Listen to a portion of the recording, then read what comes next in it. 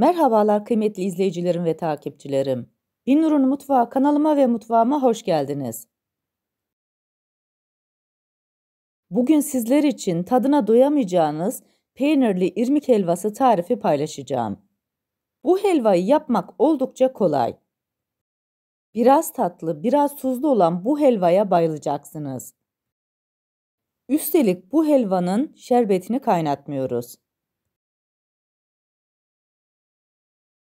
Tarifime başlamadan önce kimin nereden izlediğini bana yorumlardan yazarsanız değerli takipçilerimin nereden izlediğini öğrenmiş olurum. Sizleri daha fazla bekletmeden bu leziz helvanın tarifine geçiyorum. Herkese iyi seyirler. Sizlere hemen malzemeleri saymak istiyorum. Peynirli irmik helvası için 100 gram tereyağı, 125 gram tuzsuz tel peyniri, 1,5 su bardağı irmik, 1,5 su bardağı toz şeker, 4 su bardağı su, biraz da süslemek için Antep fıstığı kullanıyorum. İlk olarak tel peynirlerini küçük parçaya ayırıyorum. Bu aşamada kullanmış olduğunuz peynirin tuzsuz olmasına özen gösterin. Küçük küçük parçalar halinde ayırıyorum. Böylelikle erimesi daha kolay olacak. Bu arada tarifimi buraya kadar izleyip beğendiyseniz ve hala kanalıma abone değilseniz, abone olarak beğeni ve yorumlarınızla beni desteklerseniz çok sevinirim. Tel peynirlerini kenara ayırıyorum. Tavanın içerisine 100 gram tereyağını koyuyorum. Tereyağını tamamen eritiyoruz. Ocağımızın altı yüksek ateşte.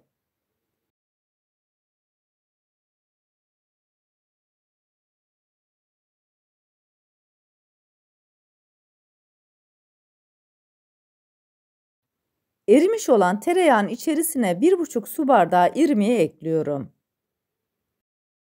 Tarifimde kullanmış olduğum su bardağı ölçüsü 200 mililitre. Ocağımızın altını orta ateşe getirdik. İrmiğin rengi tamamen değişinceye kadar bu aşamada kavuracağız. Ocağınızın altını yüksek ateşe getirirseniz irmikleriniz çok çabuk bir şekilde yanabilir. O yüzden orta ateşte yavaş yavaş karıştırarak kavuruyoruz. Kesinlikle karıştırmayı da bırakmıyoruz.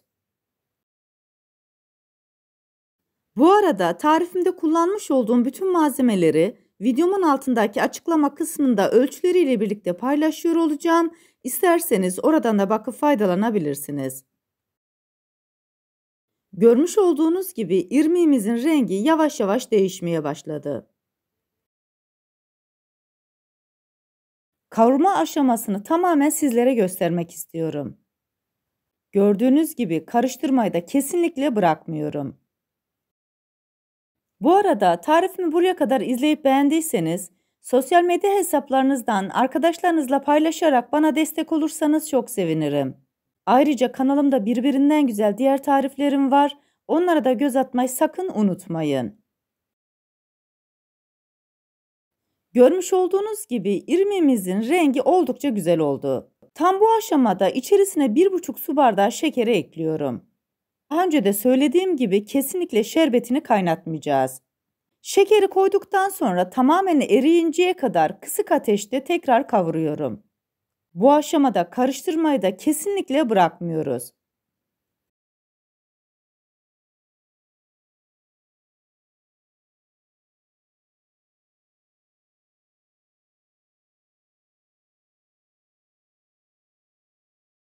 Tavanın içerisine koymuş olduğum şekerler eridi. İçerisine 4 su bardağı soğuk suyu ekliyorum. Bu aşamada ocağımızın altını tamamen kısık ateşe getirdik. Karıştırarak suyunu tamamen çekinceye kadar bu şekilde bekletiyoruz. Piştikçe de kıvamı tamamen koyu hale gelecek.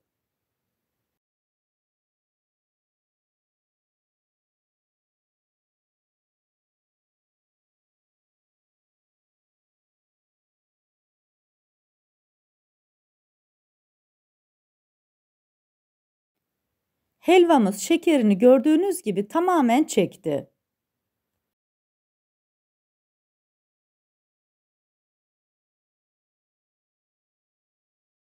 Peyniri koymadan önce şöyle bir püf noktası var. Spatulayı tavanın ortasına bastırarak çekiyorum ve tavanın tabanını gördükten sonra peynir koymaya hazır demektir. Tel peynirlerini helvanın içerisine ekliyorum. Peynirleri koyduktan sonra tamamen eriyinceye kadar karıştırarak pişiriyoruz. Ocağımızın altı hala kısık ateşte. Bu arada tarifimdeki bütün püf noktaları detaylı bir şekilde sizlere anlatmaya çalışıyorum. Ancak yine de aklınıza takılan bir kısım olursa bana yorumlardan yazabilirsiniz. Oradan da elimden geldiğince sizlere dönmeye çalışıyorum. Biraz tatlı, biraz tuzlu, gerçekten çok güzel helva elde ettik.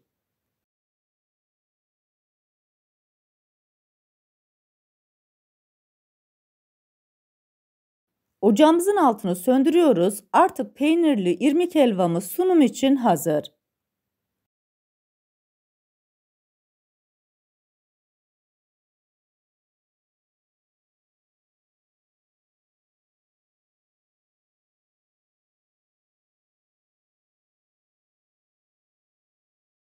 Helva hala çok sıcakken servis tabağının içerisine koyuyorum. Helvanızı isterseniz tamamını servis tabağına koyabilirsiniz. Ya da küçük küçük kaselerin içerisine koyup servis edebilirsiniz. Ben helvanın hepsini büyükçe bir servis tabağının içerisine koydum. Üzerini de Antep fıstığıyla süslüyorum. Böylelikle helvamızın hem görüntüsü güzel olmuş oluyor hem de üzerine renk katmış oluyoruz. Bu aşamadan sonra helvanızı sizler istediğiniz şekilde süsleyebilirsiniz. İsterseniz biraz ceviz serpiştirebilirsiniz ya da Hindistan cevizi de serpiştirebilirsiniz. Bu tamamen sizin damak zevkinize kalmış. Hala sıcakken sizlere bir de bu irmik helvasının iç dokusunu göstermek istiyorum. Yapımı oldukça kolay olan, üstelik sizi hiç yormayan çok lezzetli helvamız hazır. Bu tarifimi yapıp deneyecek olan herkese şimdiden afiyet olsun. Siz bu leziz helvanın son halini seyrederken ben de sizlere veda etmiş olayım. Bir tarifimizin daha sonuna geldik. Videomu izlediğiniz için teşekkür ederim. Bana destek olmak için tarifimi beğendiyseniz beğenmeyi, abone değilseniz abone olmayı, yeni tariflerimi izlemek için bildirim zilini açmayı, tariflerimi sevdiklerinizle paylaşmayı unutmayın. Her şeyin gönlünüzce olması dileğiyle, hoşça kalın, afiyetle kalın, Allah'a emanet olun.